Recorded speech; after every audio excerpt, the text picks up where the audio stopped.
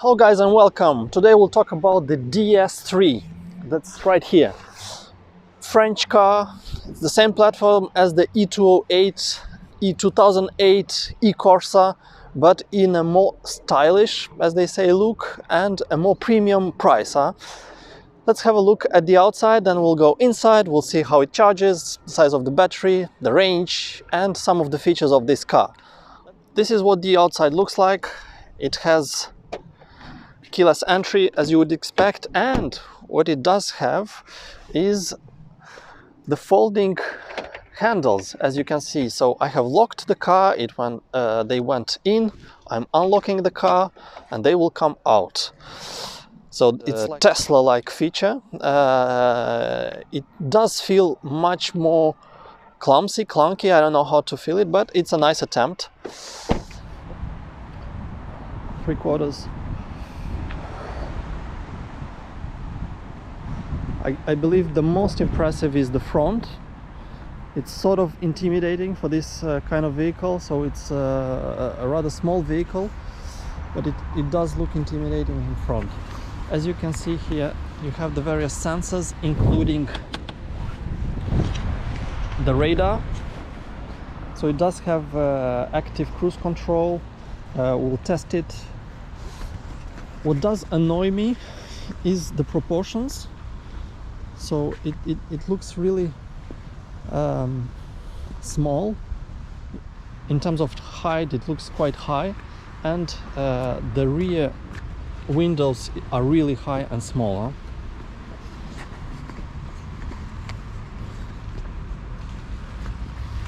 Some DS logos here. 18-inch wheels. Michelin tires fitted from the factory. It's 215, 55, 18. Okay, this is what the interior looks like, the message that you'll be getting, and this is what you'll see in terms of overall look and feel.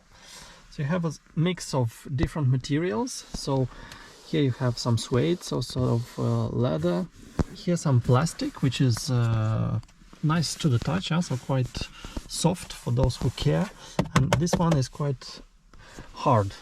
You have some quite hard plastics here as well, and the seats have different material as well, so some cloth, but this is not the usual material you would expect, with a mix of leather, as you can see, and a DS Performance line logo. From pure performance perspective, this car is not different from the usual DS3 E-Tenses, so it's really a trim level, a package, nothing more than that. Let's fire this thing up. You have the push button to start the engine. Okay, start engine for an electric car. This is interesting, and this is what you can see and hear once you start, as they say, the engine. A smaller screen in front of you and a bigger screen with your navigation and so on. And the car is ready to go. This is what the gear lever looks like. Drive, B mode, reverse, and parking. In terms of cameras, so it does have a rear view camera and a 360 camera. The only thing is that it will not automatically work as, for example, on the Nissan products, so like the Nissan Leaf. It will need to detect first and screen and film the environment before being able to display the 360 environment, as you can see here. Now, I'll park it for now, some other interesting touches. So this is the sort of layout of the buttons, and you have a mix of physical buttons, like the two right here, and sensitive buttons, which is a little bit disturbing, to be honest. I'm not very fond of this. My wife, though, she thought it was really nice, huh? So I don't know whether it's a more feminine thing, but I think it's up to each of you to decide whether you like it or not. Then as you can see, the air vents on the sides, they will open with the door, and you get this annoying noise if the car is on and you did not engage the parking. So the hand parking, which is right here, you'll get every time you open the door. You get the message and you get a very annoying sound to it. If I do engage the parking, you will not have that sound anymore. Okay, so we have a little bit more than 50% of battery, and the range that is shown is 114 kilometers. It does have a battery of 50 kilowatt hours, and in theory you can exceed 300 kilometers. In practice it's a little bit less than that. Of course, it will depend on your driving style and, more importantly, where you drive the car. So you'll get close to that kind of range inside the city, and it will be much less if you take the highway and you drive it on highway speeds. So the windows are quite small. And in the rear it's even worse. I will go back on the rear seat and you will see it by yourself, but this is the kind of environment you get here. A rather nice rear view mirror. The buttons, many of them feel a little bit, well, a lot like the other PSA products. So do not expect something of much higher quality here, but you do have buttons that are quite different on the center console, especially on the bottom part, as you can see here. So an overall nice environment. You do have a USB port here, another one here, 12 volt. If you want to put some stuff in here. Now let's see what do we have in the glove compartment. Okay, with the DS logo on it, and I think this is the information about the maintenance and a sort of welcome leaflet. So maintenance and welcome leaflet. The welcome leaflet, I'll just show you up. This is what it looks like, usual stuff. And the maintenance leaflet, which may show us or not the intervals. I cannot see them right here.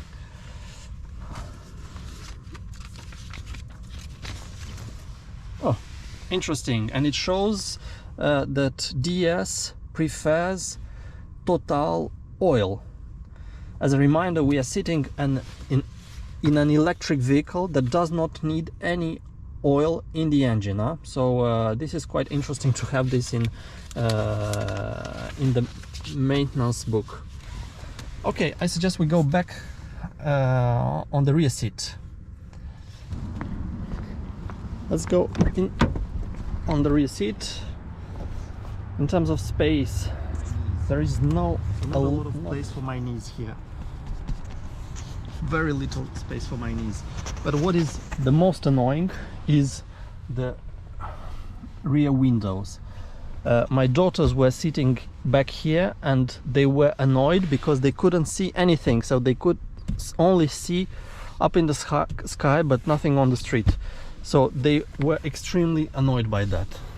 Okay, let's see. So I open the door and let's see what the trunk and the frunk looks like. In fact, there is no frunk, to be honest. So there is just the engine. This is what it looks like up in front. So as you can see, no front trunk at all. So you cannot store anything in here as you could in a Tesla or in a BMW i3. So you clearly see that this is the same platform as an internal combustion engine, so not a pure EV platform. Now let's go in the back and the back, in fact, if you want to open it, it's right here. So not very convenient, so you need to open here and then open the trunk like this. And so we'll start the car pressing this start engine button. Okay, so we push it in drive. We can also go to B mode. You'll have a B that will indicate right here, and this is the sort of environment that we can see. We do have the active lane assist, so this is to switch it off, and the active steering that can be switched on. So we'll switch it on and we'll see what it looks like. So we'll be in B mode. This is the mode that will give you the most of the regenerative braking, even though it is not at all as strong as you would get in a car like the Tesla and or the BMW i3, just to name a couple of them. But still you get some indication here in terms of regeneration as soon as you lift your foot from the acceleration, and the car will start regenerating some of that energy and not lose it. Okay, so we'll give it a try to see what the active steering wheel looks like in real life. So right now we are driving inside the city, and this car is supposed to be able to manage this kind of conditions. We'll give it a try. In terms of performance, you have several modes. So you have 3 modes: Sport, Normal and Eco. So right now we are in Eco. The Eco mode will cut a lot of the power. It will be much more efficient, so if you lack battery and you need some more range, so basically this is what you would want to drive in Eco mode. If you want a little bit more torque, more instant power, then you go to Sport mode. Okay, so in order to start the active steering, so it has active steering and active cruise control. So as you can see, we are driving right now at slightly below 50 kilometers an hour, and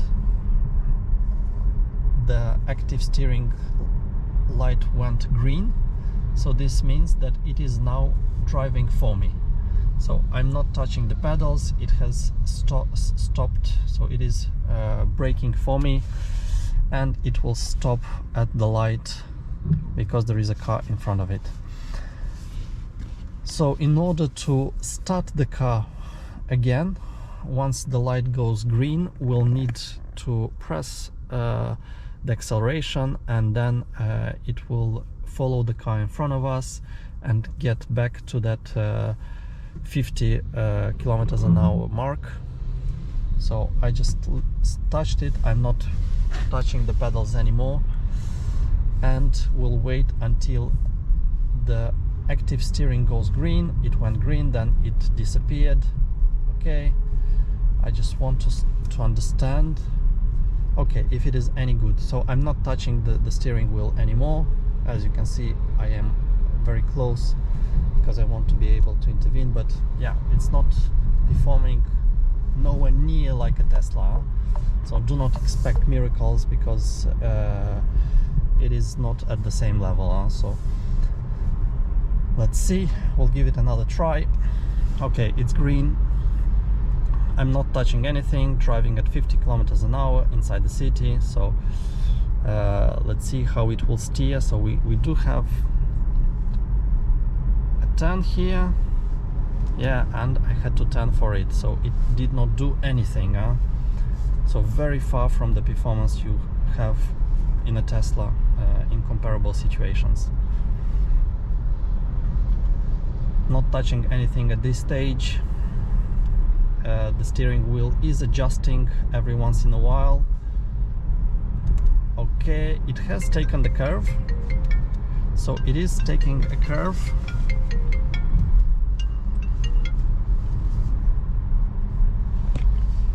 Okay, let's see how it will cope here with the little curve. It is coping okay. Let's see if it will be able to take this curve. So far it does, and here no, it just lost us. Yeah, so nowhere near in terms of performance of what you would get from similar situations in a Tesla.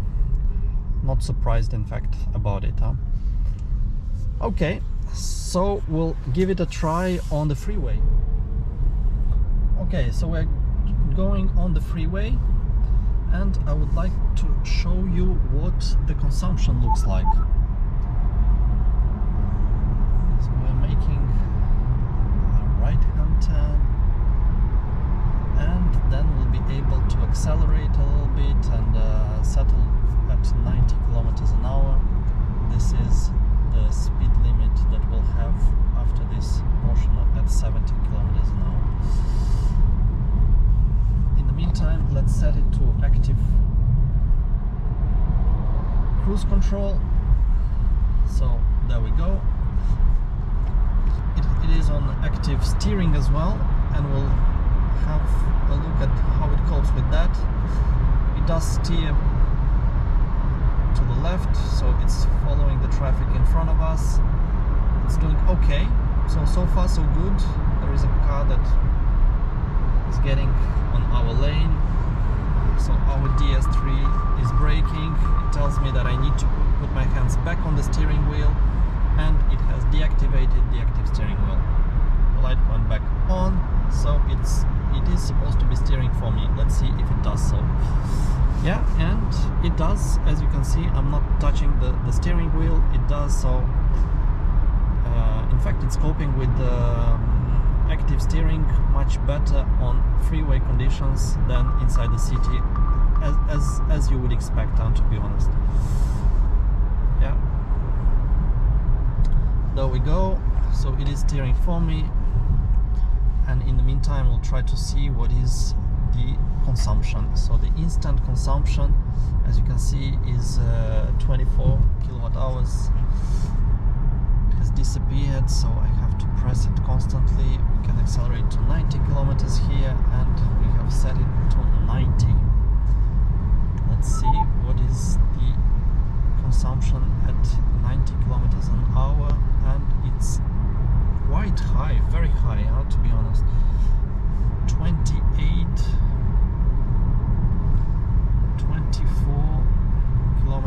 kilowatt hours per 100 kilometers.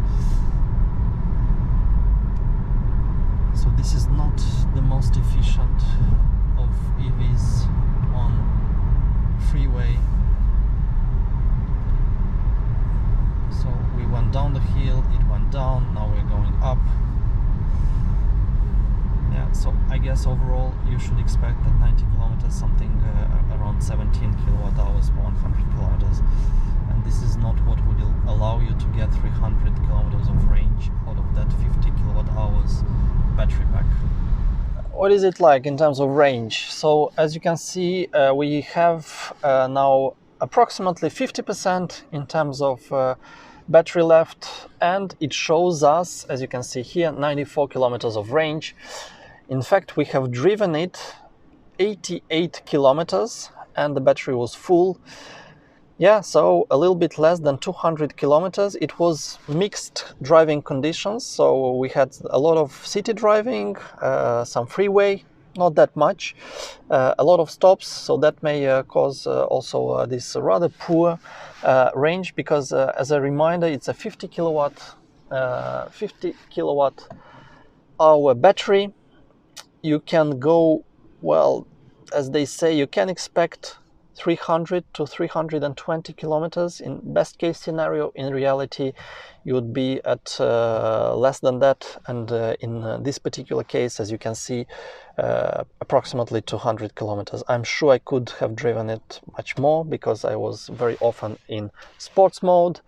Yeah, I wanted to drive it as I drive a normal car, and I enjoy driving, not very quickly, but yeah, this is what it looks like. So as you can see, I just pressed the button to go to eco, and the range went up to 104 kilometers. If I put it back to normal, it will turn to 100, and if I'm in sports mode, I will lose another 6 kilometers, so 94 kilometers. So this is the kind of range. Okay, now we can drive it in and get a wash for this car. I will use the automatic washing in this case. Yeah. So what do I think about this DS3 Performance Crossback E-Tense? Well, that's a long name. Well, I think it's an interesting car. It is supposed to be a luxurious car, which I guess it is, huh? So the interior looks really nice. It's not that big, but it will fit a family with 2 kids, for example. With an important thing, the back seats are not the ones that get the most of light, and the kids will not really enjoy looking throughout those really small windows that are really high, so they cannot get a lot of visibility out of it. It is very comfortable to drive. It has a relatively small footprint, so very nice to get inside the city. 50 kilowatt hour battery, which is quite nice for this kind of size. DC charging up to 100 kilowatt, which is quite good. It has an interesting exterior look. I'm not really fond of it, but yeah, maybe you like it. What I dislike about it is the way it drives. Not big fan of it. I'm not a big fan of the proportions of the car. I think it looks bulky, so yeah. I do not like some of the buttons and how you need to fight with them to access some of the menus of the infotainment system in terms of navigation and so on. So yeah, not very intuitive, let's put it like that. Yeah, that's my feeling about DS3 E-Tense Crossback. Thanks, and see you soon for a new video. Cheers, bye.